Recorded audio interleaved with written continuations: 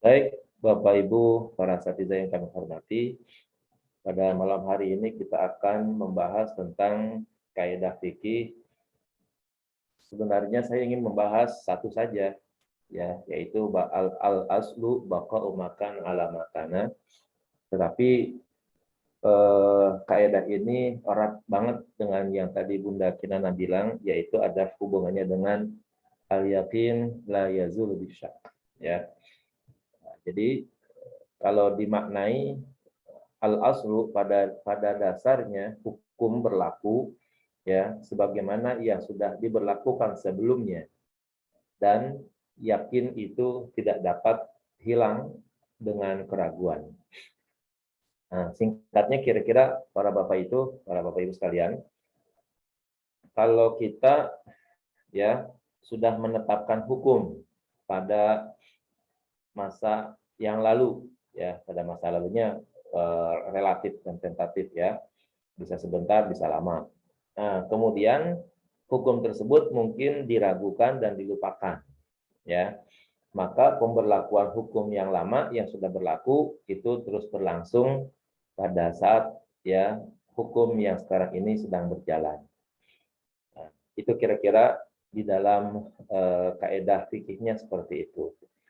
Dan ini merupakan satu rahmat dan ya kebesaran Allah kepada umat Nabi Muhammad yang memberikan kemudahan-kemudahan bagi umatnya di dalam menjalankan ya syariatnya, sehingga tidak menyusahkan, tidak merepotkan untuk istilahnya itu membangun hukum yang baru, melakukan aturan-aturan yang baru, bahkan mungkin diberlakukannya hukum seperti ini menjadikan ibadah yang sudah berlangsung itu dinyatakan sah dan berlaku untuk pada saat ini.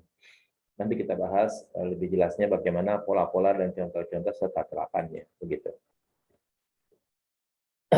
Jadi secara makna al-aslu baqau makana ala makana wal yaqin la yazul bisyak itu ya hukum asar berlakunya suatu hukum sekarang sebagaimana berlakunya hukum pada masa lampau, ya.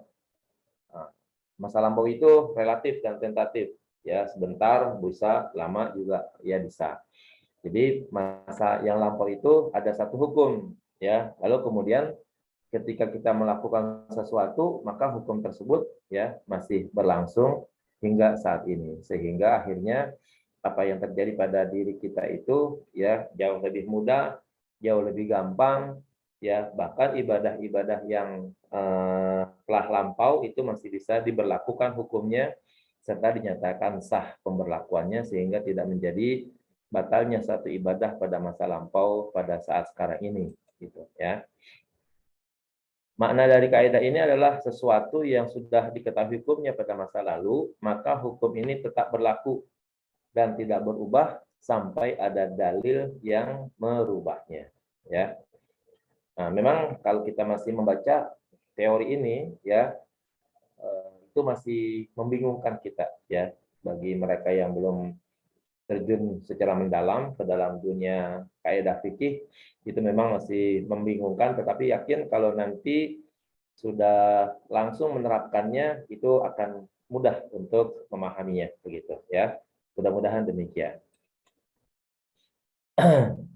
Dasar kaidah ini ya, ini berlaku pernah pada masa Rasulullah ya. Kaidah yang agung ini telah ditunjukkan oleh sabda Nabi SAW dalam satu hadis sahih. Ya, diriwayatkan bahwa ada seorang laki-laki mendatangi Nabi SAW untuk mengadukan keadaan yang dirasakannya sewaktu sholat. Lelaki itu merasakan sesuatu di perutnya, seolah-olah telah berhadas, ya, sehingga ia ragu-ragu apakah telah berhadas ataukah belum, ya. Kemudian Nabi bersabda kepadanya, ya, la yansarif hatta yasma'a sautan aw yajida rihan. Janganlah keluar dari salat sehingga engkau mendengar suara atau mendapatkan baunya, ya. Ya, maaf, kita bahasakan sajalah seperti kita kentut itu misalnya, ya. Nah, jadi sangat memungkinkan pada diri kita ini terjadi pada sahabat pada zaman Rasulullah, ya. Mungkin ya kita kan manusia biasa sama dengan sahabat Nabi yang masa lampau dulu ya kan, ya mengalami sakit, mengalami makan yang salah mungkin, makan yang tidak cocok ya, atau mungkin makan kebanyakan ya. Akhirnya pada waktu sholat kita merasakan ada ketidaknyamanan di dalam perut kita begitu. Ya. Kemudian mungkin kita berupaya untuk menahannya ya, supaya sholat kita ini dapat berlangsung terus. Sebab kalau kita lepas ya nanti begitu lagi, lepas begitu lagi, nggak rapi-rapinya begitu ya kan. Nah, ketika kita menahan itu, baik menahan angin, menahan sesuatu yang keluar lainnya begitu, apakah yang demikian itu dianggap membatalkan? Nah, ya. Nah, maka Rasulullah menetapkan ya hendaknya orang tersebut tidak berpaling ya, tidak keluar dari sholatnya sampai ia mendengar suara. Ya, keluarnya sesuatu yang suara atau merasakan baunya ya. Mohon maaf, keluar kentutnya baik suaranya ataupun mungkin baunya. Ini yang real. Nah, selagi tidak mendengar suara dan tidak mendengar suara dan tidak menjumpai baunya ya, walaupun mungkin perut kita ya nggak nyaman kali itu, peradak keruduk, wah, mules dan lain sebagainya. Ya, hal yang sedemikian itu tidak dinyatakan batalnya sholat kita, tidak dinyatakan batalnya wudhu kita. Nah, kalau begitu, berlangsungnya hukum wudhu, ya, berlangsungnya hukum wudhu dan berlangsungnya hukum sholat saat ini masih diberlakukan sekalipun mungkin perut ya dalam keadaan yang tidak nyaman. Sampai secara hakiki benar-benar ya dinyatakan ada sesuatu yang didengar atau ada sesuatu yang dirasakan baunya ya. Artinya betul-betul keluarlah baunya, keluar kentutnya, keluar anginnya begitu. Nah, selagi tidak didengar suara kentut, tidak dirasakan bau kentut, ya berarti kalau begitu, walaupun perut kita rasanya itu tidak nyaman di dalam sholat tersebut, nah sholat tersebut masih diberlakukan dan masih berlangsung baik, tidak dinyatakan batal baik wudhunya maupun sholatnya. Ya, andaikan kita dalam setiap saat perut sakit, perut keruduk-keruduk begitu, kemudian akhirnya dinyatakan batal sholat, wah itu sangat tidak nyaman banget kita akhirnya ya, bisa jadi dikit-dikit wudhu ya, padahal tidak ada sesuatu yang membatalkan sholat kita. Nah, ini merupakan ya hikmah dan keberkahan bagi umat Nabi Muhammad yang Allah menetapkan sedemikian hukumnya sebagai bagian daripada rahmatnya Allah kepada manusia ya, kepada umat Nabi Muhammad. Nah, inilah yang pernah terjadi pada masa Rasulullah SAW kepada umatnya ya. Yang demikian ini tidak ada lain adalah agar ya kita selaku umatnya itu di dalam beragama mendapatkan kenyamanan ya, bahwa agama tidak membebani, agama tidak menyusahkan, agama itu gampang ya dan lain sebagainya. Melalui kaedah-kaedah seperti ini ya, maka kita akan ya bisa melaksanakan ibadah dengan sebaik-baiknya, memberlangsungkan ibadah ya sampai tuntas tanpa ada halangan apapun begitu ya. Dari hadis tersebut dimaknai ya, janganlah ia keluar atau membatalkan dari salatnya ya, disebabkan apa yang ia rasakan di perutnya tersebut sampai benar-benar ia yakin telah berhadas. Dalam hal ini sudah keluar anginnya begitu. Oleh karena itu seseorang yang yakin terhadap suatu perkara tertentu, maka asalnya perkara yang diyakini tersebut tetap dalam keadaannya semula. Ya. Artinya apa? Ketika seseorang dalam keadaan berwudu dan dalam keadaan sholat, ya, dia yakin tuh belum berhadas, maka pemberlakuan hukum wudu dan pemberlakuan hukum sholat terus berlangsung walaupun mungkin perutnya tidak nyaman. Sampai kapan? Sampai ada sesuatu yang betul-betul dinyatakan batal, ya. Nah, artinya sampai keluar anginnya tuh betul-betul dirasakan. Ya, kalau kita kan ya kalau keluar angin kan kemungkinan besarnya ya kita rasakan pada saat keluarnya, ya kita rasakan juga baunya begitu ya. Nah, barulah dinyatakan betul-betul batal. Kalau seandainya tidak terasa keluar dan tidak terasa bau, ya maka itu dinyatakan belum batalnya sholat, belum batalnya wudhu, dalam arti sholat masih berlangsung, ya wudhu terus masih dinyatakan tidak batal. Ya, dan perkara yang diyakini tersebut tidaklah bisa dihilangkan hanya sekedar karena keraguan-raguan, ya perutnya sakit, ya, sampai keroncongan lah, sampai bunyi produk begitu kan. Lalu ini dia mempertanyakan dirinya, sholat seperti ini dalam keadaan perut yang tidak nyaman ini batal atau tidak? Nah, ini kan namanya ya keraguan-raguan kalau begitu. Ya, bukan keyakinan kalau begitu. Nah, maka ya hukum itu dibangun atas keyakinan, bukan berdasarkan atas keraguan-raguan. Nah, dengan demikian, selagi hukum yang lama masih berlangsung, tidak ada hukum yang baru yang merubahnya, maka hukum lama itu masih ya berlaku sebagaimana apa adanya. Itulah yang disebut dengan baqa'u makana, ya. Baqa'u itu artinya masih tetapnya, masih berlangsungnya hukum yang lama ya sampai saat ini diberlangsungkan begitu ya. Itu disebut dengan baqa'u makana ala makana, berlangsungnya hukum yang dulu sebagaimana berlangsungnya pada saat ini. Kita lihat penerapannya. Adapun penerapan kaidah yang mulia ini dapat diketahui dari contoh-contoh sebagai berikut ya.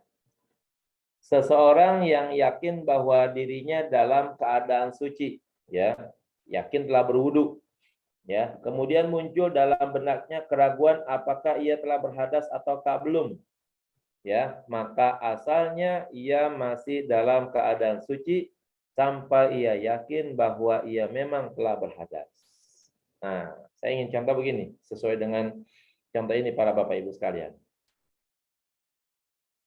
Ketika kita berangkat dari rumah nih para Bapak Ibu sekalian, kita mungkin kan pasti bebersihan dulu ya. Kalau misalnya ke kantor atau yang gampang ke LBQ lah misalnya ya. Kita pipis, kita buang air segala macam dan lain sebagainya, akhirnya juga kita wudhu tuh. Ya. Anggaplah misalnya jam 6 ya kita mau berangkat, itu kita wudhu seluruhnya. Benar bersih dan berangkat dalam keadaan masih berwudu. Nah, terus berlangsunglah kita di perjalanan sampai ke LBQ, belajar, ya. Nah, kemudian datang waktu zuhur, ya, datang waktu zuhur. Nah, ketika waktu zuhur ini sekarang kita, ya, harus berwudu lagi atau enggak kalau begitu, ya. Tadi yakin di rumah sudah berwudu.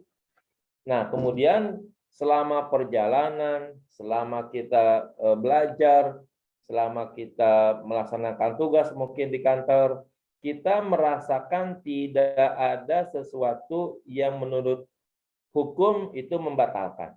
Misalnya, ya, mengeluarkan angin, ya, itu kan membatalkan. Kita nggak merasakan itu, gitu.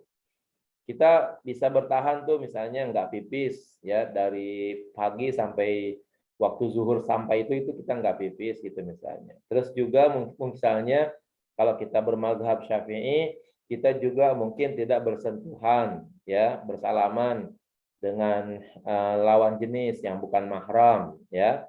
Semua itu kita nggak laksanakan. Oh, berarti kalau gitu ya kita tidak melakukan sesuatu yang meyakinkan membatalkan wudhu kita. Ya, yang ada hanya keraguan, saya masih punya wudhu atau tidak, tuh begitu. Tapi yakin benar, pada waktu kita berangkat, ya itu kita sudah berwudhu, ya yakin banget. Memang kita sudah membiasakan diri, misalnya kalau kita berangkat ke kantor, berangkat ke LBQ, ya, atau kita membiasakan diri apabila keluar dari kamar kecil selalu ya itu membersihkan diri lalu diiringi dengan berwudu, mau sholat mau enggak, pokoknya dibiasainlah begitu ya, daimul wudu namanya ya kan. Nah ini pada hari ini kita begitu ya, pas ya kita ke kantor ke LBQ sampai waktu zuhur ini kita ragu nih, batal belum gitu. Nah di saat seperti itu para Bapak Ibu sekalian, wudhu kita masih tetap berlangsung ada ya, kita dinyatakan tidak batal ya, dan kita tidak perlu untuk berwudhu lagi ya, begitu. Artinya kita bisa melangsungkan salat zuhur dengan wudhu yang kita pakai ya di rumah kita pada waktu kita mau berangkat ya, sekitar jam 6 jam 7 tadi. Boleh nggak begitu? Boleh. Benar nggak? Benar. Sah nggak sholat kita? Sah ya, karena adanya pemberlakuan hukum yang lama sampai saat ini masih berlangsung. Nah ini masuk dalam kategori namanya ya memberlakukan hukum yang lama pada sampai saat ini. Ya, artinya apa? Hukum wudhu kita yang tadi pagi masih berlangsung, masih berlaku sampai datangnya ya waktu zuhur saat ini misalnya ya. Kita mau sholat harus wudhu lagi enggak? Ya udah enggak usah ya, karena kita nggak ada keyakinan yang menyebabkan kita menjadi batal ya, kita nggak ada aksi, nggak ada perbuatan yang menjadikan hukum batalnya wudhu kita ya, maka dengan demikian kalau begitu kita tidak perlu lagi untuk berwudhu ya gitu. Manfaatnya apa nih para Bapak Ibu sekalian? Mungkin bagi para bapak ya itu ya artinya sih mau wudhu lagi atau tidak ringan ya, enggak jadi masalah bagi bapak nih.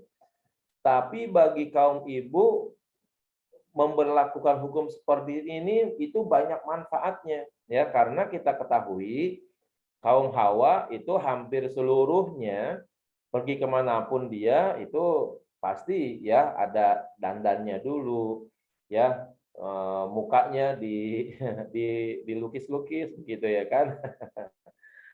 Ini kalau seandainya dinyatakan batal, kan kan ibu-ibu kan harus wudhu dari mula lagi kan. Itu berarti kan dia harus membersihkan mukanya ya, mungkin karena ada bedak, ada alas bedak, ada bibir merah dan lain sebagainya, yang apabila itu didiamkan pada waktu dia berwudhu kan itu dinyatakan tidak sah kalau begitu ya kan. Nah, maka dengan wudhu yang udah digunakan, yang udah diambilnya di rumah, lalu diberlakukan sampai di kantor dan di LBQ misalnya begitu, nah maka dia tidak perlu wudhu lagi, ya tidak perlu menghapus ya apa namanya tuh dandanannya yang sudah ada, ya udah tinggal langsung saja melaksanakan sholat ya dengan dasar wudhu yang sudah diambilnya di waktu pagi tadi, ya dengan cara sedemikian kan jadi ya menjadi nyaman kalau kita ya akhirnya nggak perlu untuk berwudu lagi dengan keyakinan bahwa ya tidak melakukan tindakan-tindakan yang dianggap membatalkan wudu gitu ya.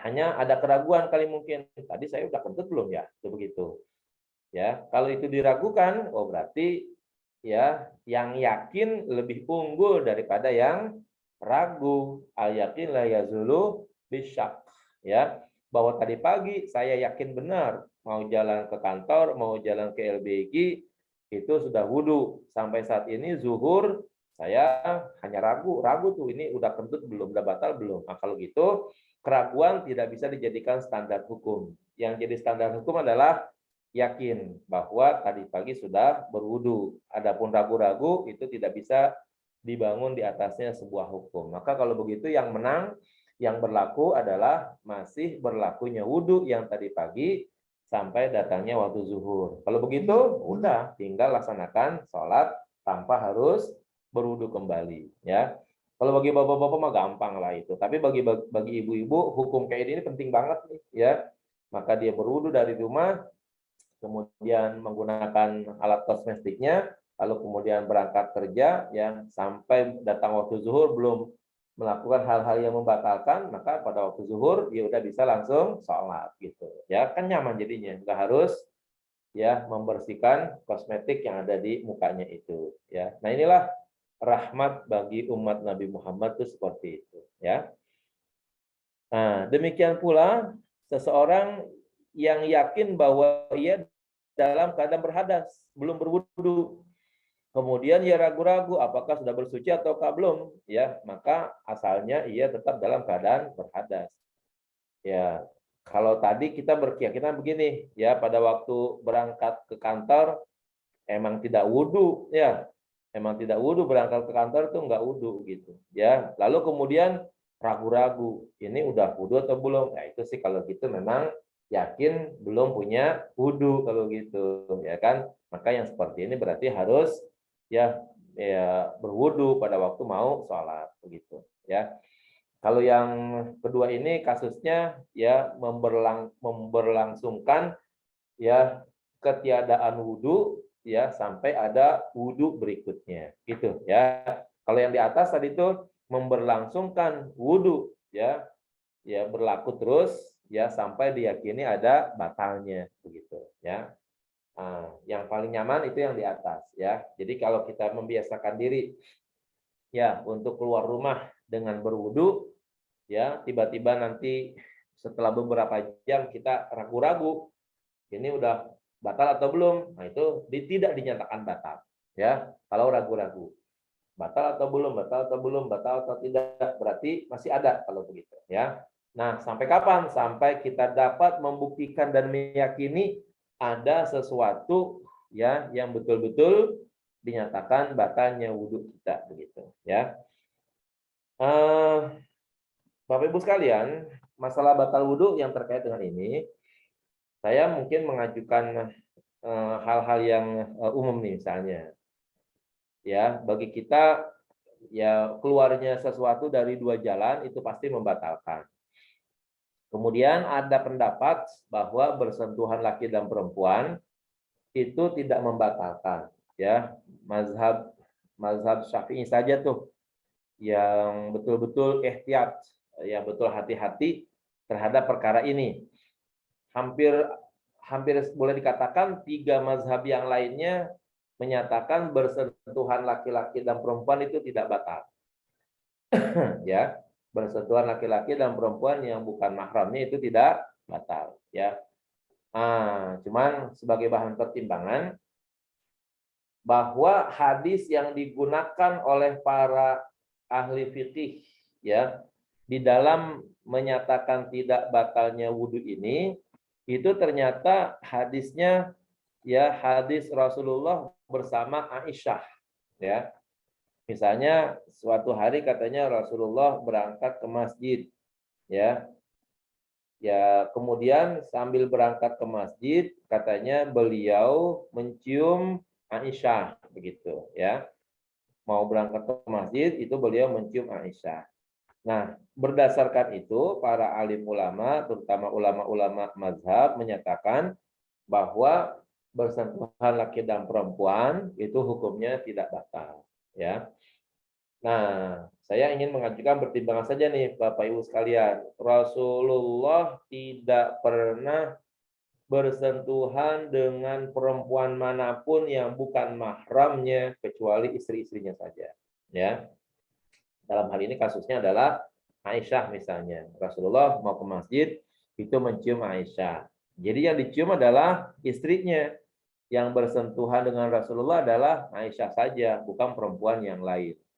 Maka kalau saya mengatakan begini, sebagai gambaran ijtihad yang kira-kira mendekati begitu, bahwa seorang laki-laki, dalam hal ini khususnya suami gitu, seorang suami ya tidak dinyatakan wudhunya itu batal apabila dia hanya bersentuhan dengan istrinya saja gitu ya. Karena faktanya Rasulullah hanya bersentuhan dengan Aisyah ya, bukan dengan perempuan yang lain. Tidak ada contoh hadis di mana Rasulullah dalam keadaan berwudu lalu Rasulullah bersentuhan dengan perempuan untuk kemudian akhirnya wudunya dinyatakan tidak batal ya. Nah, jadi hanya dengan Aisyah saja Rasulullah menyatakan bahwa wudhunya itu nggak batal. Maka kalau begitu saya sih memberlakukannya, andaikan saya bersentuhan dengan istri saya mengikuti sunnah Rasul, maka saya tidak batal. Tapi kalau saya sudah bersentuhan dengan wanita selain istri saya, berarti kalau gitu batal. Kenapa? Karena Rasulullah tidak melakukan itu.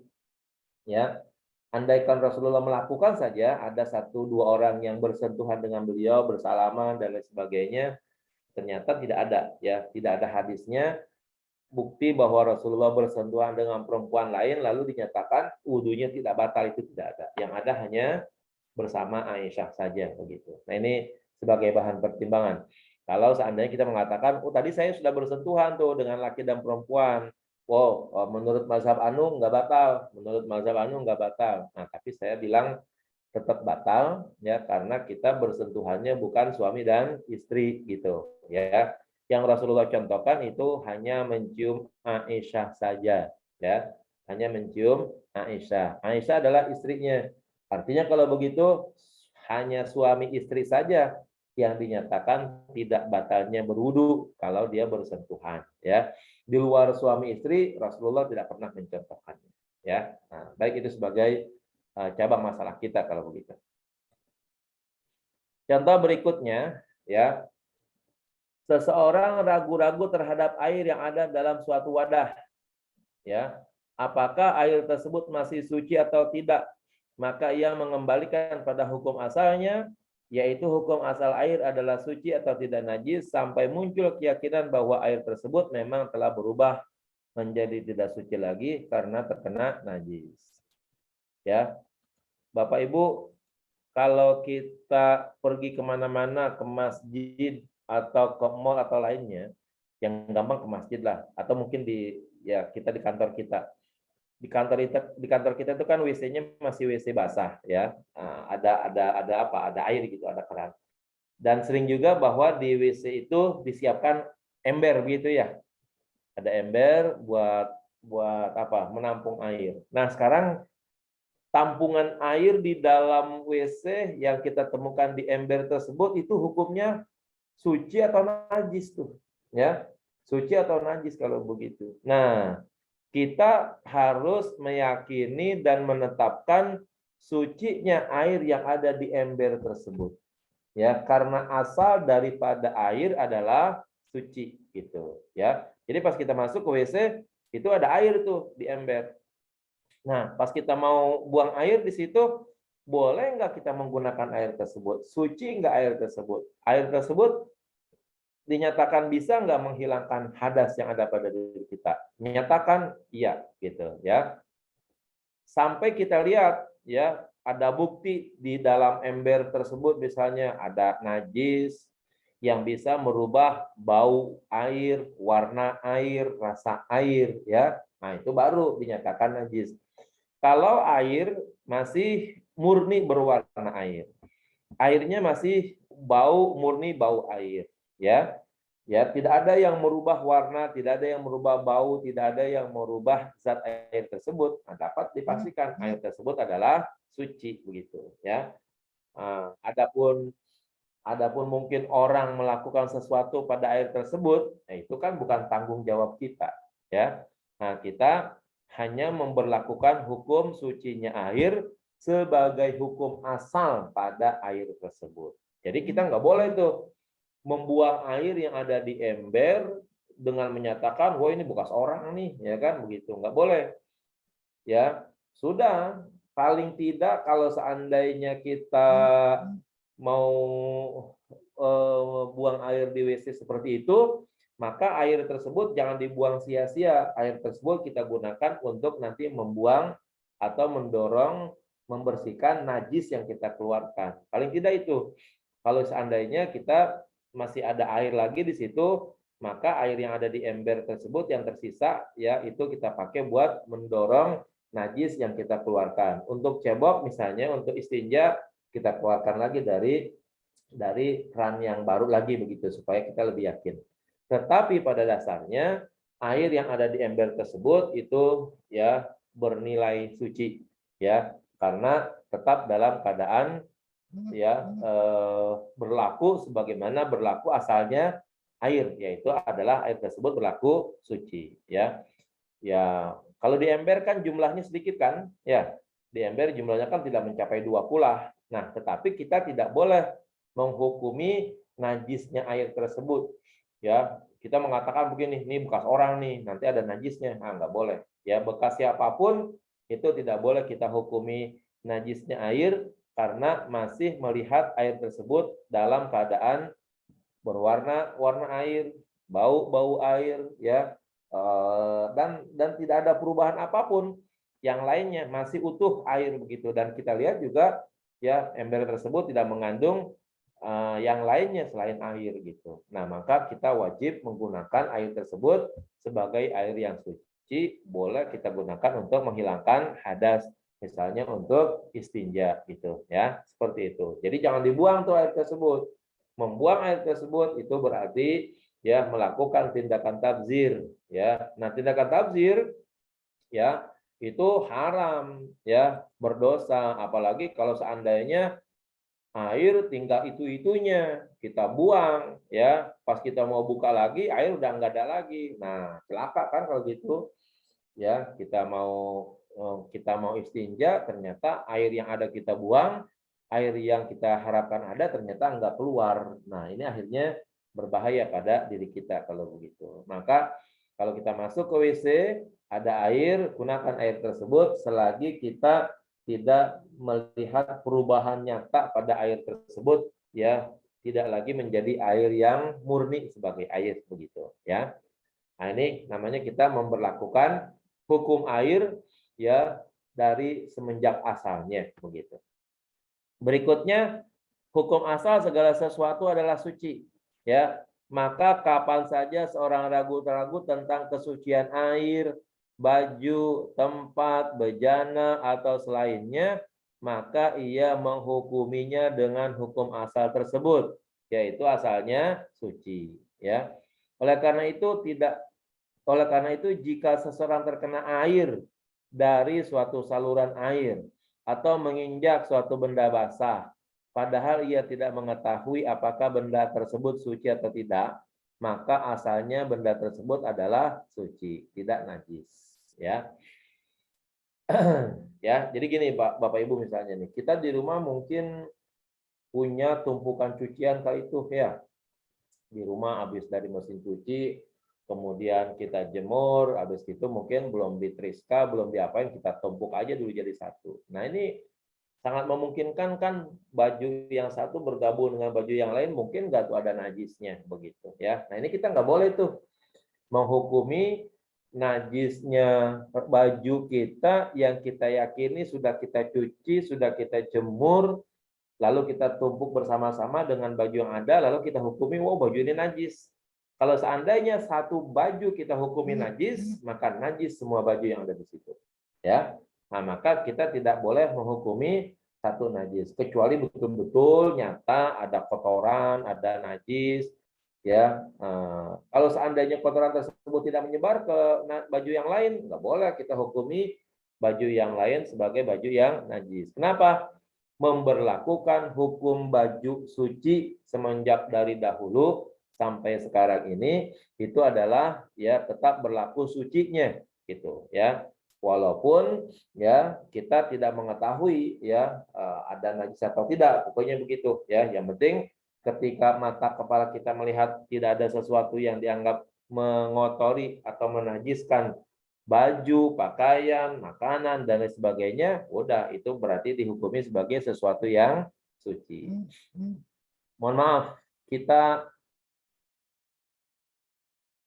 berkendaraan kali itu ya, naik motor gitu misalnya, hujan, ya, hujan itu kencang begitu, ya. Udah rapi hujan, udah itu akhirnya kita jalan, ya. Akhirnya di dalam proses kita jalan ada orang yang ngebut ya di tengah-tengah jalan, di situ air yang sedang bergenang ya. Sering tuh kita temuin orang kayak begitu, saya sering mengalami begitu kan, dia dengan motornya yang besar, motornya yang apa segala macam, dia ngebut, dia masuk aja tuh ke wilayah yang banyak air, sehingga airnya muncratlah kemana-mana. dia nggak merasakan tuh orang terciprat air dari dari mobilnya, dari motornya begitu. Setelah itu dia kabur begitu saja. Padahal orang di samping kiri kanannya itu kecipratan air yang menggenang di situ. Nah, ini kecipratan air yang seperti itu tuh najis atau tidak kalau begitu, ya. Ingat ya, yang pertama kita bedakan beda kotor dengan najis, ya. Jadi mungkin air yang ada di jalan kita lihat mungkin warnanya coklat kali. Karena bercampur tanah. Itu kita anggap sebagai kotor. Tapi tidaklah sesuatu yang kotor itu ya najis gitu. Ya. Nah, maka kalau begitu ketika kita jalan di jalan raya dan sebagainya ada orang yang melewati genangan air, lalu akhirnya air tersebut membuncrat ke pakaian kita, ke motor kita, ke baju kita. Nah, itu jangan dihukumi najis. Ya. Nah, artinya kalau kita mau pakai buat sholat, ya itu masih boleh. Ya, kenapa? Karena kita berkeyakinan begini, air yang ada di jalanan tersebut pasti itu adalah air hujan. Ya, air hujan. Air hujan adalah air yang suci. Adapun berwarna menjadi coklat dan lain sebagainya itu karena adanya tanah atau lumpur yang ada di jalan tersebut sehingga airnya menjadi berwarna coklat. Berwarna coklatnya air itu tidak menunjukkan dia menjadi sesuatu yang najis gitu ya. Nah, maka kalau kita kecipratan air yang seperti itu jangan dihukumi ya baju kita, celana kita sebagai sesuatu yang najis. Artinya kalau seandainya kita mau berangkat ke kantor nih begitu, kemudian kecipratan air dari jalanan seperti itu gitu misalnya ke kantor kah kemana kah begitu ya kan, ada mobil yang dengan arogannya, motor dengan arogannya melewati genangan air, akhirnya kecipratanlah kita ya. Wah, nah kecipratan air yang seperti itu adalah kecipratan air suci. Mungkin kalau mau dikatakan kotor, iya, tapi kotor itu tidaklah berarti najis, ya. Nah, ini yang perlu kita pahami. Sehingga dengan demikian kita nggak perlu pulang ganti pakaian, ya. Biarin aja kalau memang layak kering di badan, ya keringkan saja di badan, begitu ya kan. Artinya baju kita dan yang segala ada pada kita itu tidak najis, boleh kita pakai, ya, baik ya untuk kita sholat ataupun yang lainnya, begitu, ya. Jadi nggak usah diganti kalau begitu. Berikutnya, apabila seseorang ragu-ragu tentang jumlah rakaat dalam sholatnya, apakah sudah 2 rakaat atau 3 rakaat, maka ia berpedoman pada keyakinannya, yaitu ia mengembalikan kepada jumlah rakaat yang lebih sedikit. Kemudian ia melakukan sujud sahwi di akhir sholat. Ya, ini kemungkinan besarnya kayak gini nih apabila kita sholatnya sendirian nih, ya. Sangat memungkinkan kalau kita sembahyang atau sholat sendiri ya dengan berbagai macam kondisi kita akhirnya sholat kita lupa tuh rakaatnya ya. Ini rakaatnya 1 2 atau 3 ya 4 atau 3.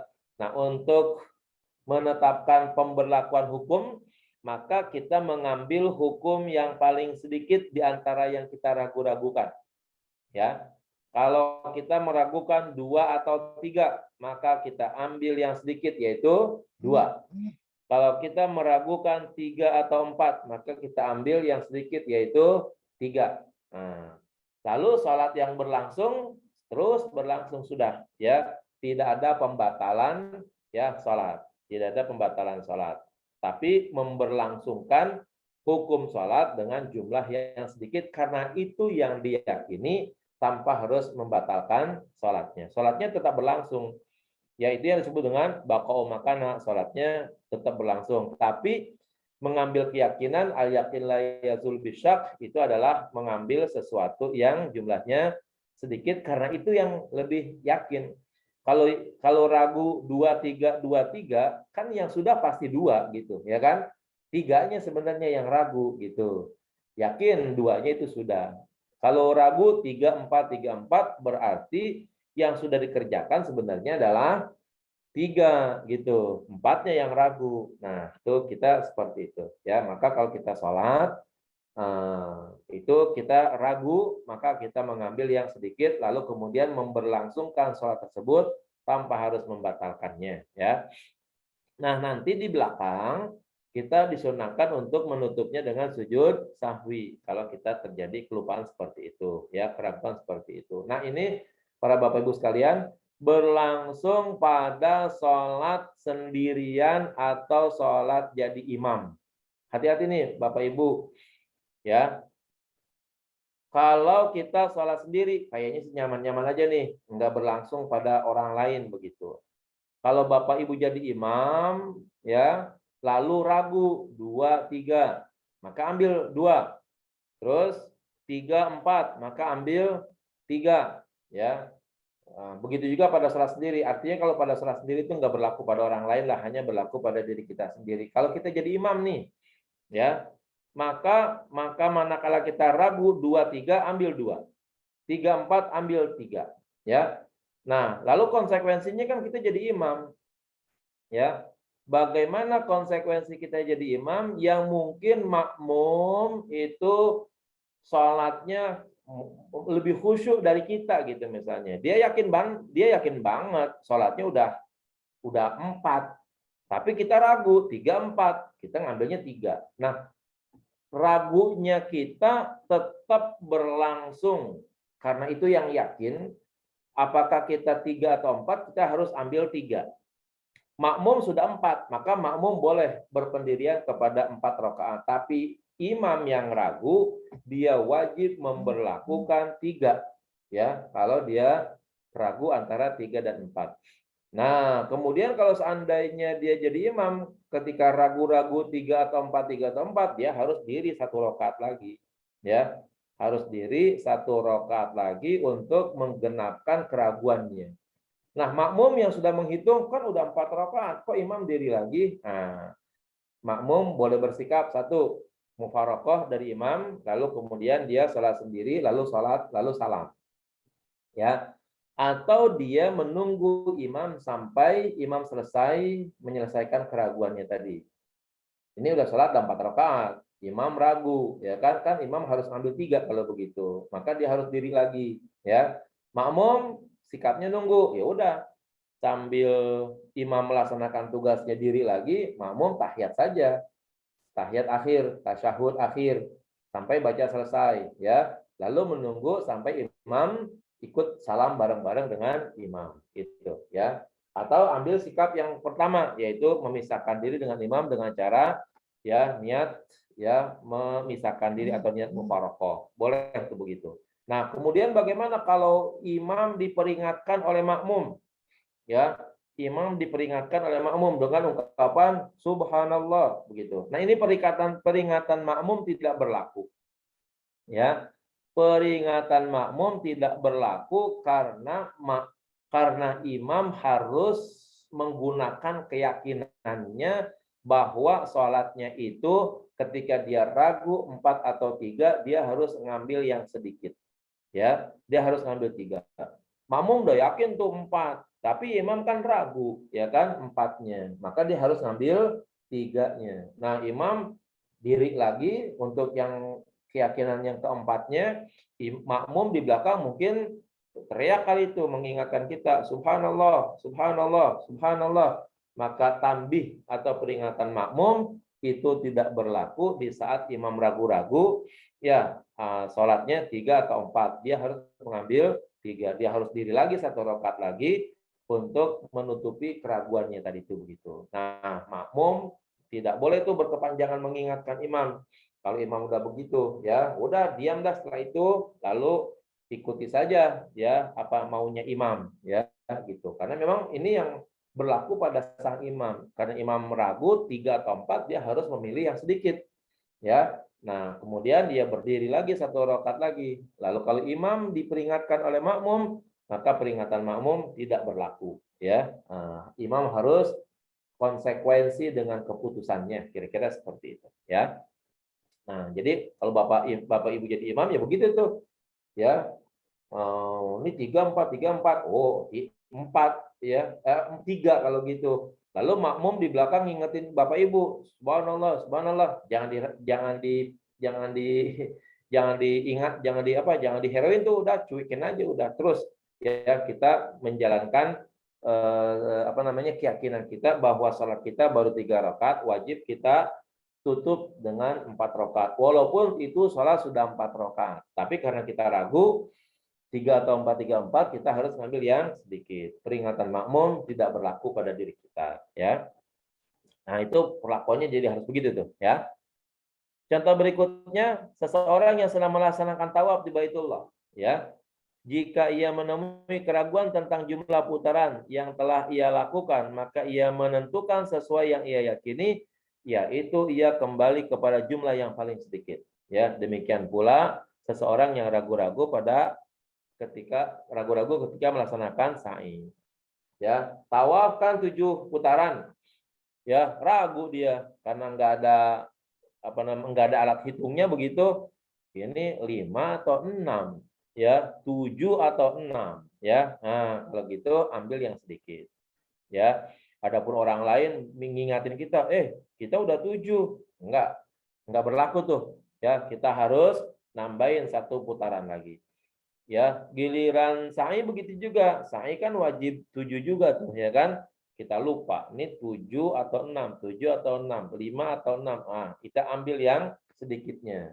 Nah, jadi kembalikan kepada hukum asal yang sudah dikerjakan pasti yang sedikit, ya. Itu yang berdasarkan keyakinan kalau begitu.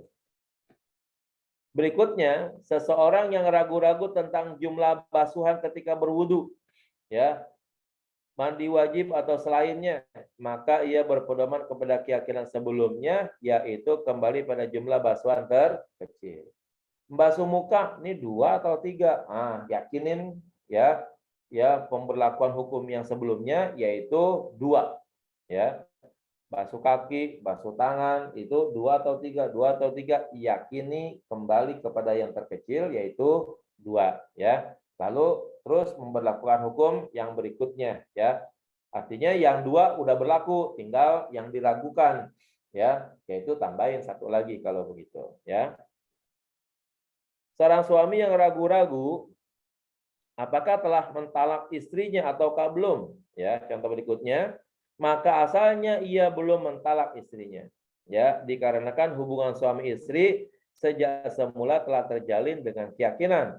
Maka hubungan tersebut tidaklah terputus hanya sekedar karena keraguan-raguan. Ya, ini memberlakukan hukum yang lama yaitu berlakunya hukum suami istri yang sah lalu ragu atas adanya cerai. Ya, maka kalau begitu tidak ada cerai kalau begitu, ya. Yang ada adalah berlangsungnya hukum perkawinan tersebut baqa'u makana ala makana, gitu, ya.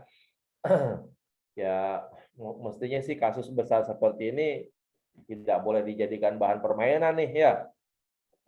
Maka yang namanya talak, main-main dan benar-beneran itu Nabi menganggapnya sebagai beneran jadinya. Maka tidak boleh seorang suami atau ya khususnya suami, ya, ketika dia marah dia ngomong saya cerai kamu, ya, itu jadi cerai itu akhirnya, ya.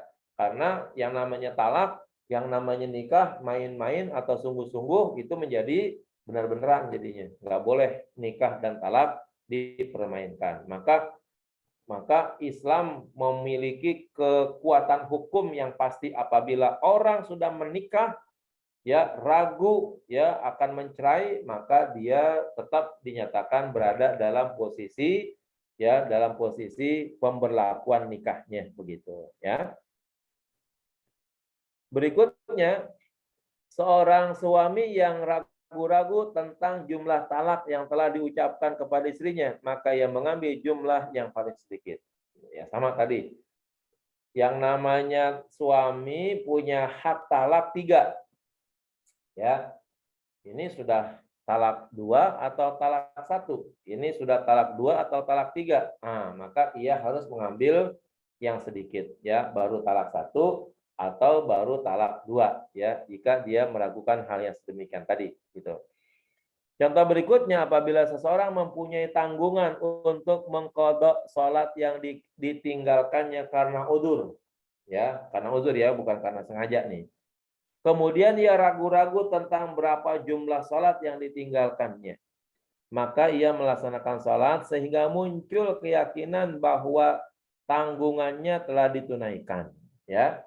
Hal ini karena kewajiban mengqadha salat telah tetap atasnya, sehingga kewajiban itu tidaklah lepas dari tanggungannya kecuali dengan keyakinan. Ya, demikian pula jika ia mempunyai kewajiban untuk mengqadha puasa. Nah, mohon maaf nih, ya kita yang namanya manusia mungkin kan lupa, lalai dan sebagainya. Mungkin dulu pada masa kita masih remaja dan lain sebagainya, mungkin begitu, masih sering main dan lain sebagainya, banyak meninggalkan sholat. Nah, setelah sekarang ini baru menyadari tuh bahwa kita banyak meninggalkan sholat. Cuman kita bingung berapa banyak sholat yang saya tinggalkan kalau begitu, ya kan? Nah, maka kerjakan dulu sholat yang yakin ditinggalkan untuk diqadha. Ya, oh, kalau saya hitung-hitung kayaknya sholat ada sekian nih, ya kan? Ya, ada sholat zuhur saya tinggalkan sekian kali, sholat asar saya tinggalkan sekian kali. Udah kerjakan saja sesuai dengan keyakinan. Ya, adapun yang kemudian menjadi keraguan itu tidak bisa dibangun hukum di atasnya. Begitu. Kemudian ibu-ibu yang mungkin berpuasa karena mengalami uzur, ya, sehingga pada bulan tertentu, pada bulan Ramadan tertentu itu akhirnya mengqadha puasa, lalu dia lupa, ya, mengqadha puasa ini udah berapa hari saya qadha ya kalau begitu, ya. Nah, maka sama sebenarnya pada proses awal tadi itu, misalnya ibu-ibu haid 7 hari lah misalnya, ya, mengqadha puasanya satu, nggak berurutan gitu, nggak berurutan 7 hari utuh begitu. Kalau dia sempat pekerjaan lagi ringan, nah besok kalau gitu saya mau qadha puasa, ya kan. Nah, dia udah ada lebih dari 3 bulan ini ya mengqadha puasa, tapi satu. Dia lupa nih, udah 6 atau 7, udah 6 atau 7. Nah, kembali lagi kepada jumlah yang sedikit kalau begitu, ya. Berarti kalau dia ragu 6 atau 7 dari haidnya yang 7 hari itu, puasanya yang ia qadhakan udah 6 atau 7 kembali kepada yang sedikitnya yaitu 6, ya. Nah, maka dia harus puasa lagi satu lagi gitu, ya. Kemudian apa yang beri contohnya, apabila seorang wanita ragu-ragu apakah ia telah keluar dari masa iddahnya atau belum, maka asalnya ia masih tetap dalam keadaan iddah. Ya, seorang perempuan ditalak atau ditinggal mati oleh suaminya, ya, nah itu dia ingin menetapkan tanggal dari tanggal kapan dia menjalankan iddahnya, ya. Nah, maka kalau begitu dia harus berkeyakinan bahwa dia belum selesai iddahnya sampai dia yakin bahwa dia telah menyelesaikan iddahnya, ya. Jadi pemberlakuan hukum iddah masih berlaku sampai dia yakin ya datangnya hukum atau datangnya kepastian berapa banyak atau berapa lama dia telah menjalani iddahnya, gitu ya. Itu namanya baqa'u makana ala makana, sampai datang keyakinan.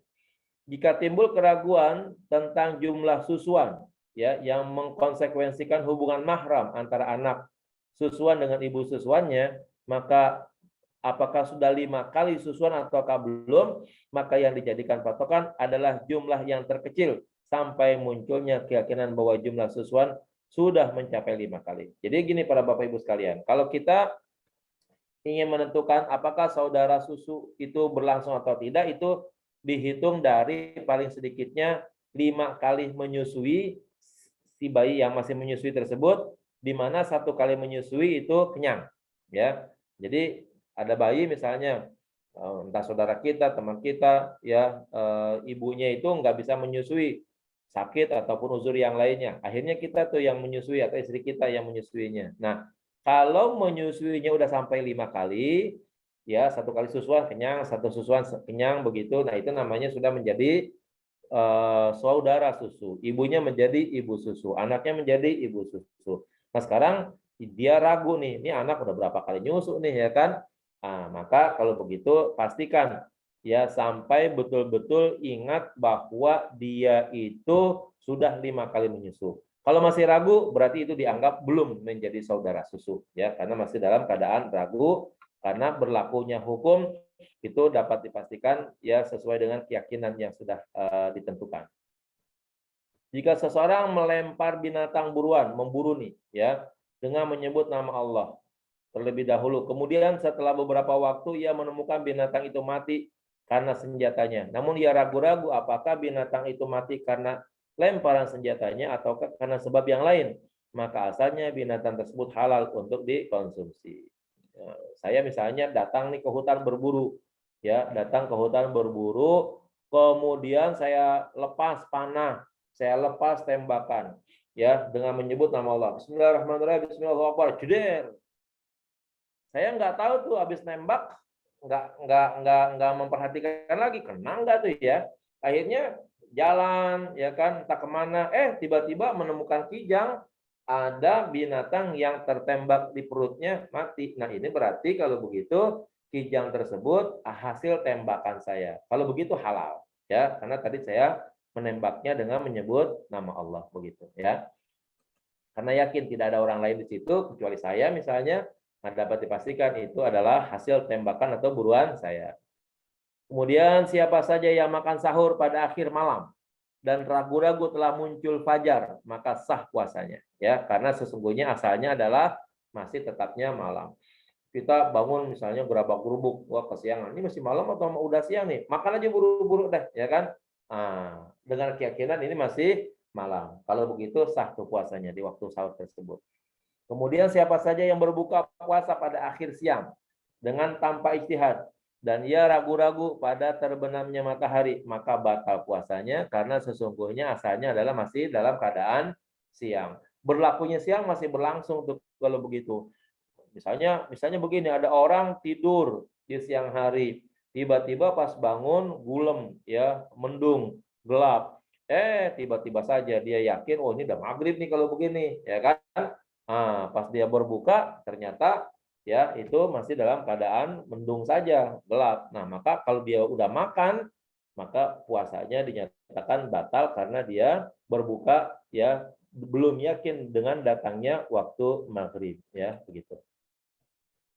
Dikit lagi, kedua suami istri hidup susah dalam waktu yang cukup lama. Kemudian istrinya menggugat suaminya tidak pernah memberikannya pakaian dan nafkah. Ya, maka ucapan yang dipegang adalah ucapan si istri itu. Ya, karena pakaian dan nafkah itu berada pada tanggungan suaminya dan suami tidak dapat memenuhi keduanya atau paket tersebut.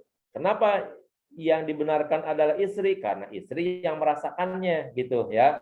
Jadi kalau seandainya ditanya, kamu pernah nggak diberikan pakaian, pernah nggak diberikan nafkah? Istri bilang tidak pernah. Nah itu pernyataannya diterima ya, karena berlangsungnya hukum ada pada si istri ya gitu.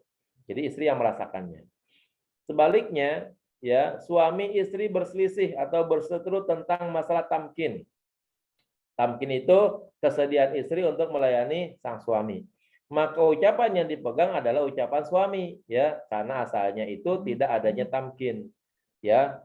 Suamilah yang merasakan adanya pelayanan sang istri, begitu. Kesediaan si istri untuk melayani suami dalam hal berhubungan badan. Kalau suami mengatakan saya tidak pernah mendapatkan pelayanan dari istri saya, maka yang dibenarkan adalah ucapan sang suami karena suamilah yang merasakan hal yang sedemikian tadi. Ya, itu pemberlakuan hukum sebagaimana pemberlakuan hukum sebelumnya kalau begitu. Kemudian seseorang yang telah membeli air, kemudian menggugat bahwa air itu najis dan hendak mengembalikannya, maka ucapan yang mesti dipegang adalah ucapan si penjual, ya, karena sesungguhnya asalnya air itu adalah suci. Ya, jadi ada orang jual air, dari awal dia menjual dengan air-air yang bersih, tiba-tiba saja si pembeli menggugat, ini air najis, oh nggak bisa diterima. Sangat memungkinkan najisnya air itu karena proses yang lain. Ya.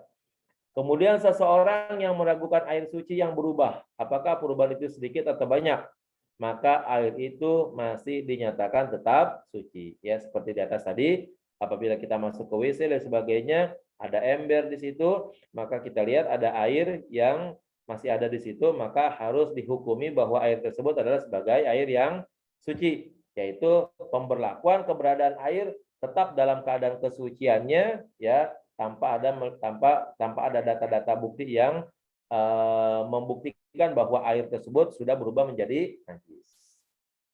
Baik, Bapak Ibu, Bunda Kinana, ya, saya kira ini yang dapat saya jelaskan tentang pemberlakuan kaidah baqa'u makana ala makana. Terima kasih, mohon maaf Ya, saya tutup dulu dengan salam. Nanti kita lanjutkan dengan tanya jawab. Assalamualaikum warahmatullahi wabarakatuh. Waalaikumsalam Waalaikumsalam. warahmatullahi wabarakatuh. Masya Allah. Terima kasih banyak Ustadz Helmi Yusuf Ya. atas segala materinya. Sangat amat bermanfaat untuk keseharian kita ya Ustadz. Yang selama ini suka ragu-ragu. Jadi sudah mendapatkan keyakinan sebagaimana mestinya. Jadi dapat kita katakan tadi, hukum yang berlaku sekarang ini adalah hukum yang sebelumnya kalau kita menemukan keraguan. Alhamdulillah. Dan kalau ada keraguan, yang kita ambil adalah jumlah yang sedikit tadi yang Ustadz sampaikan ya. Baik, terima kasih banyak sekali lagi Ustadz. Semoga kajian dari Ustadz Fahmi ini dapat bermanfaat bagi kita semua ya. Alhamdulillah Ustadz, ini ada beberapa pertanyaan. Mungkin sedikit sudah sempat Ustadz jelaskan, tapi saya coba bacakan kembali ya Ustadz ya.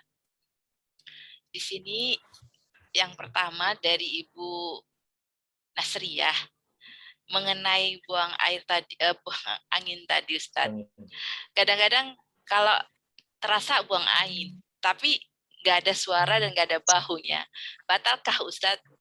Artinya merasakan gitu ya Ustadz, merasakan adanya seperti ada buang angin. Itu bagaimana ya Ustadz?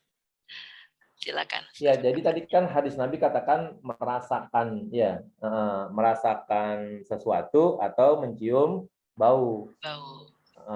Kalau merasakan sesuatu ada yang keluar, ya berarti batal. Atau mencium bau berarti juga batal. Kalau dua-duanya tidak ada, tidak merasakan sesuatu, tidak mencium bau, nah itu baru dinyatakan tidak batal, gitu ya. Ya, yang penting kita yakin tahu bahwa itu benar-benar ada yang keluar, ya batal berarti ya Ustadz ya. Baik, selanjutnya ada lagi nih Ustadz dari Ibu Mala. Sepertinya tadi Ustadz sempat sampaikan, contohnya aja nih, contohnya beliau jalan ke LPG, kemudian isi bensin, lalu memberikan uang kepada petugasnya. Itu ragu apakah bersentuhan dengan orang tersebut. Nah, kira-kira gimana Ustadz? Ya. Batalkah? Kalau memang dasarnya adalah ragu, maka tidak batal. Ya, kalau betul-betul yakin bahwa tangan ibu bersentuhan langsung dengan tangan si petugasnya Pertamina tersebut, ya kan? Nah itu baru. Tapi kalau memang ragu bersentuhan atau tidak, berarti wudhunya masih diberlakukan ya sebagaimana adanya gitu. Iya, karena tidak ada lagi keraguan ya Ustaz ya.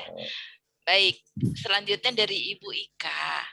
Ibu Ika menanyakan masalah sholat ini Ustaz. Kalau misal kita udah sholat asar jamak takdim, karena lagi harus antri ke dokter, tapi ternyata setelah ke dokter kita masih ada waktu untuk sholat asar. Apa kita perlu mengulang sholat asar atau kita nggak usah sholat lagi karena sholat asarnya tadi udah di jamak. Jadi sholat asarnya udah didahulukan tadi, Ustaz. Ya, untuk yang ini kasusnya sebenarnya kasus berbeda ya. Iya, beda topik sih, Ustaz. Semestinya aturan sholat menurut mazhab itu kita pelajari dulu.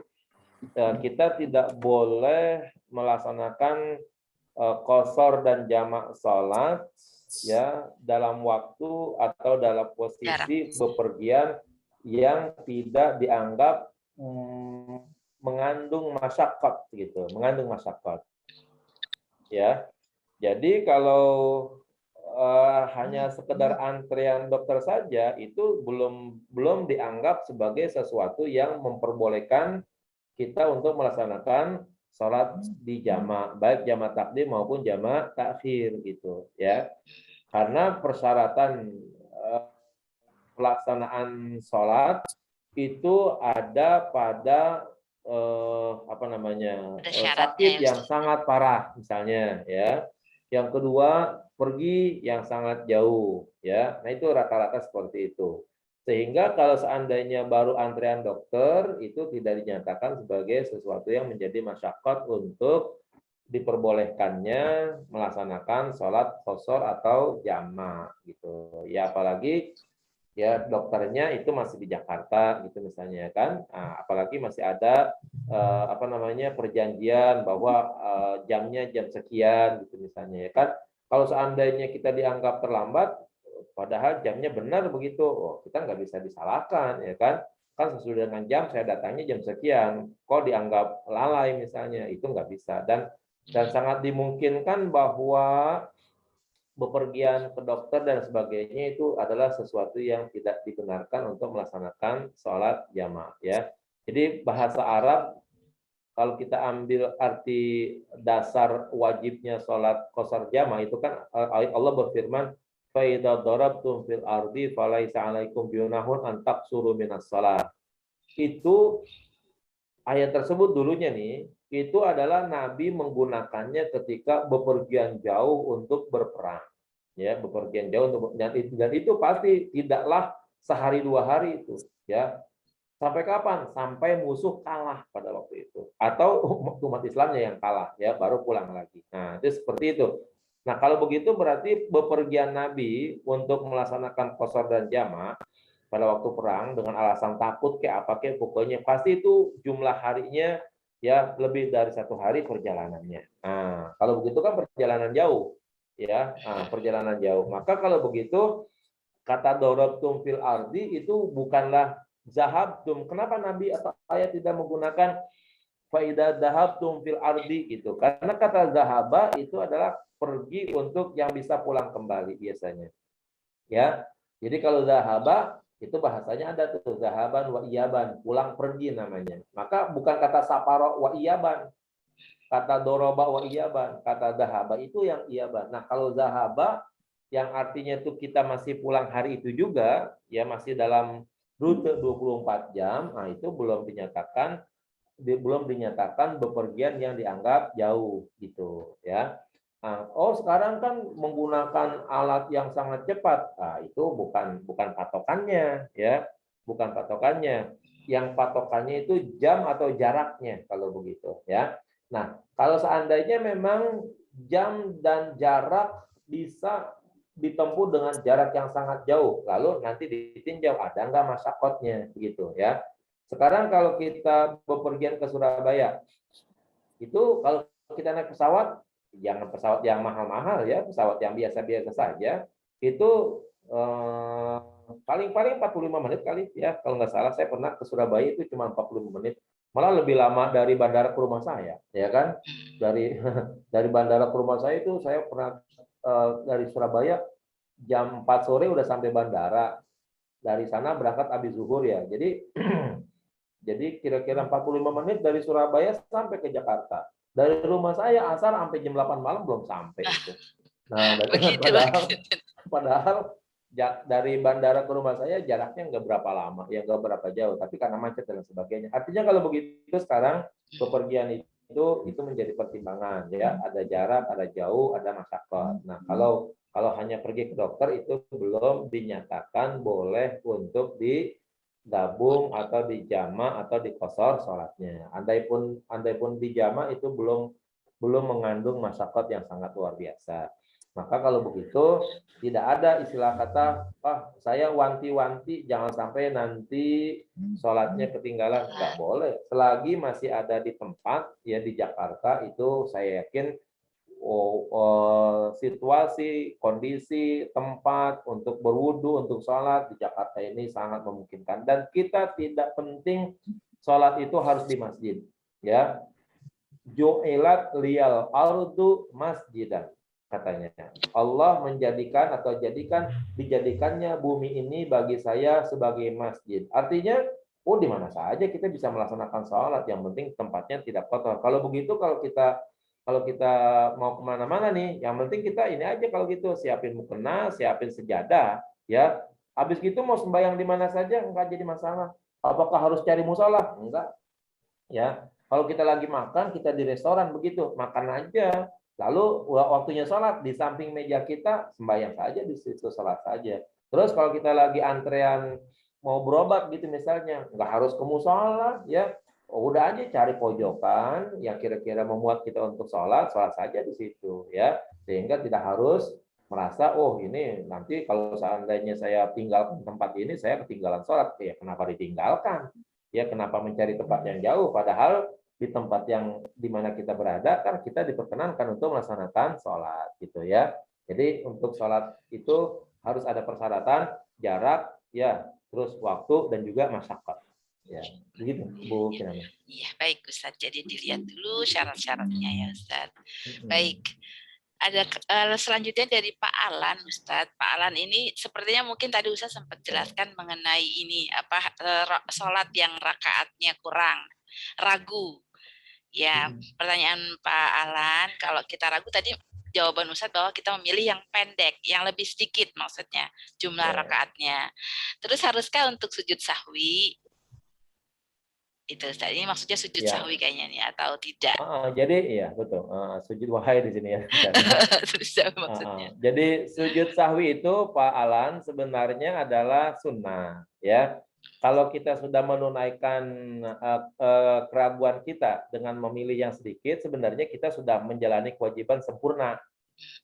Tapi karena tadi kita di atas ada kelupaan, maka katanya disunahkan untuk menutupnya dengan sujud sahwi. Jadi sujud sahwi tidak wajib, ya. Mau dijalanin boleh, tidak dijalanin juga tidak apa-apa. Sujud sahwi itu menutup kelupaan, bukan menutup kekurangan rokaat. Kekurangan rokaat tidak bisa ditutup dengan sujud sahwi. Kekurangan rokaat ya bayar dengan 1 rokaat, begitu ya. Makanya tadi tuh kalau kita ragu 2, 3, diambilnya adalah 2 biar rokaat yang diragukan itu tertutup. Ragu 3, 4 ambilnya 3 biar yang ragu tadi tertutup dengan 1 rokaat. Adapun sujud sahwi menutup kelupaan, bukan menutup rokaat gitu ya. Begitu Pak apa tadi ya? Pak Alan ya? Iya, Pak Alan. Gitu ya. Nah, terus fungsi sujud sahwi sekali lagi menutup kelupaan, bukan menutup rokaat. Kalau begitu, kalau kita sudah menutup rokaat kita yang kelupaan dengan rokaat berikutnya, ya dengan ditutup dengan rokaat yang kelupaan tadi itu, misalnya 3, 4 kita menjalani yang 3, berarti kan yang keempatnya itu kan kita tutup kalau begitu ya kan? Nah, berarti kita sesungguhnya sudah sempurna melaksanakan sholat. Sujud sahwinya mau dijalanin atau tidak nggak jadi masalah, ya. Tidak menjadikan batalnya sholat kita kalau kita tidak melaksanakan sujud sahwi. Yang baik, ya, yang baik kalau kita lupa tadi terkait atau ragu dengan rokat-rokat tadi, memang alangkah baiknya ditutup dengan sujud sahwi. Tapi ingat, sujud sahwi hukumnya sunnah, dijalankan atau tidak itu tidak berpengaruh kepada batalnya sholat. Yang penting sholat sudah ditutup dengan kelupaan tadi itu, ya. Kalau kita ragu 3, 4, kita harus mengambilnya 3 sehingga yang keempat sudah tertutup kalau begitu. Oke, ya, gitu. baik Ustaz. Berhubungan dengan sujud sahwi tadi nih Ustaz, kebetulan ada pertanyaan juga sih mengenai sujud sahwi dari Ibu Suryani. Nah, sujud sahwi itu kan tadi hukumnya sunnah ya Ustaz. Ya, nah, ini kalau sholat subuh lupa kunut. Nah, itu apakah harus sujud sahwi? Yang mungkin yang membiasakan baca kunut kalau sholat subuh Ustaz. Sujud kunut dan juga tahiyat awal itu namanya ab'ad salat, ya, sunnah ab'ad namanya. Artinya sunnah tersebut tidak berpengaruh kepada sahnya salat. Ya, jadi kalau kita misalnya salat yang 3 rakaat kan ada tasyahud awal. Salat yang 4 rakaat juga ada tasyahud awal, itu namanya ab'ad. Kalau kita tinggalkan tidak menyebabkan batalnya salat. Kunut baik salat subuh ataupun salat witir itu juga adalah sunnah ab'ad. Artinya kalau kita tinggalkan itu tidak menjadikan batalnya salat subuh, ya. Juga salat witir. Artinya kalau begitu mau sujud sahwi ataupun tidak itu tidak menjadikan batalnya salat. Yang baik kalau memang kita tinggalkan, baik meninggalkan tasyahud awal atau meninggalkan kunut bagi mazhab Syafi'i, itu disunnahkan saja untuk diganti dengan sujud sahwi, begitu ya. Ingat, sujud sahwi dikerjakan pada pelaksanaan tasyahud akhir dan sebelum salam, ya. Jadi anggaplah kita mau sujud sahwi, maka duduknya sebagaimana kita duduk Rabbil Firli begitu, ya. jangan duduk tawarruk, tapi duduk iftirash. Lalu sampai misalnya kita baca fil alamina innaka hamidum majid, maka kita diperintahkan untuk niat sujud sahwi itu sebelum sujud. Saya niat sujud sahwi gitu aja ya. Cukup udah sebegitu. Lalu kita sujud, lalu duduk, baca Rabbil Fili, sujud lagi, sekali lagi, duduk. Duduk berarti duduk tawarruk, duduk tasyahud akhir. Tapi sudah tidak diperlukan membaca sesuatu yang lain lagi, langsung mengucapkan salam gitu ya. Saya kira itu Bunda Kinana. Ya, baik, terima kasih banyak Ustadz. Ya. Jadi itu tadi pertanyaan Ibu Suryani, tetapi ada lagi pertanyaan dari Ibu Suryani. Ini kalau terlelap nih Ustadz, sedang menunggu Isya. Ini masih tentang sholat. Menunggu Isya, saya tidur sebentar, seperti ngelayap gitu Ustadz. Posisinya masih duduk, cuma nempel tembok sedikit. Posisi tembok ada di samping. Batal nggak ya Ustadz? Jadi posisinya masih duduk Ustadz. Ya. Para ulama menggambarkan begini, ya, Bunda.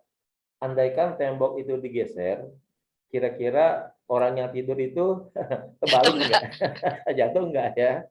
Iya begitu. Kalau seandainya tembok itu digeser, lalu dia tidur sambil senderan, terus temboknya digeser itu orangnya jatuh, nah itu diperkirakan seperti itu, maka batal. Maka duduk yang tidak batal itu adalah duduk yang kokoh. Kalau kita gambarkan itu duduk bersila begitu ya. Duduk bersila itu adalah duduk yang kokoh, yang apabila badan kita goyang, kitanya nggak jatuh gitu. Nah itu namanya duduk yang mutamakin namanya ya, duduk yang kokoh di bumi, di tanah atau di tempat sholat kita. Nah itu yang tidak batal. Tapi kalau duduknya sambil senderan, ya andaikan senderannya itu temboknya itu digeser, kita jatuh enggak? Oh jatuh ya, berarti itu batal kalau begitu. Ya walaupun sebentar. Kenapa? Kalau udah ngantuk, mata itu melepas ikatan dubur gitu. Mata yang tidur itu melepas ikatan dubur. Kata hadis Nabi, al-ainu wika usahi. Ya, mata adalah ikatan dubur. Andaikan orang itu tidur, maka duburnya terlepas. Ketika dubur terlepas, sangat memungkinkan itu terjadi pembuangan angin tanpa disadari. Nah, maka apalagi dalam kondisi tidur gitu kan. Nah, maka kalau begitu dinyatakan batal, ya. Maka hendaknya kalau kita mau nunggu sholat, ya hendaknya duduknya lebih baik duduk bersila gitu. Jangan senderan. Sebab kalau nanti dianggap senderannya itu digeser kita jatuh, nah maka kita dinyatakan batal. Demikian Bunda Kinana. Ya. Alhamdulillah, baik, terima kasih banyak Ustadz atas segala penjelasannya, Masya Allah. Jadi membuat kita yakin. Alhamdulillah sudah terjawab semua pertanyaan-pertanyaan dari jamaah ini Ustadz. Terima kasih banyak sekali lagi. Jadi saya izin untuk menyampaikan terima kasih kepada Ustadz Helmi Yusuf terutama, dan juga jamaah kajian Yaswa yang sudah hadir pada malam hari ini. Kemudian atas nama Yaswa, saya mewakili terima kasih atas dukungannya terhadap dakwah Yaswa, juga terhadap atas yang telah menyampaikan donasinya untuk kegiatan Yaswa. Selanjutnya Ustadz untuk melengkapi kajian kita malam ini, mohon untuk Ustadz memimpin doa untuk kita semua. Silakan Ustadz, tafadhol. Kita akhiri dulu dengan doa dan kita awali dengan pembacaan surat Al-Fatihah, mengharap ridha Allah dan perkenan beliau Allah Subhanahu wa taala memberikan lapang hati kita supaya ya kita bisa menerima ilmu yang barokah yang manfaat bagi kehidupan kita atas yang tadi telah kita jelaskan. Fi hadhihi Al-Fatihah.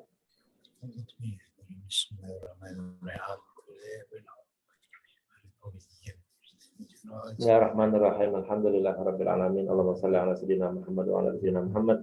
Allahumma arzuqna fahman nabiyyin hadzal mursalin sallallahu Muhammadul muqarrabin. Allahumma anfa'na bima 'allamtana wa 'allimna ma yanfa'una wa 'allimna ma jahilna. Allahumma inna na'udzuka min 'ilmin la yanfa' wa min la yahsha' wa min la yasma' wa 'amalin la yarfa' wa na'udzuka min al-hammi wal hazal wa na'udzuka min al-jubni wal bukhli wa na'udzuka min al-ismi wa na'udzuka min ghalabati ad-din wa qahri rijal برحمتك يا ارحم الراحمين. ربنا تقبل منا انك انت السميع العليم وتب علينا انك التواب الرحيم. ربنا اتنا في الدنيا حسنه وفي الاخره حسنه وقنا عذاب النار. صلى الله عليه وسلم Muhammad. Walhamdulillahirabbil alamin. Mohon maaf, terima kasih, mohon pamit juga.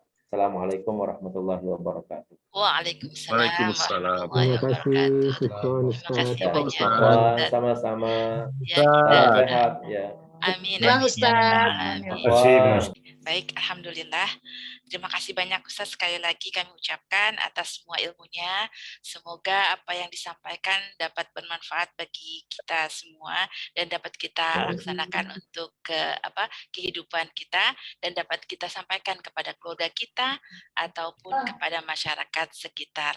Saya mengucapkan mohon maaf apabila ada salah dan saya ucapkan terima kasih sekali lagi untuk Ustadz Helmi Yusuf, untuk para jamaah sekalian, dan untuk semua tim yang membantu terselenggaranya kajian 2 mingguan malam ini.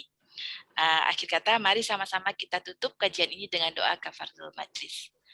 Subhanakallahumma wa bihamdika asyhadu an la ilaha illa anta astaghfiruka wa atubu ilaik. Wassalamualaikum warahmatullahi wabarakatuh.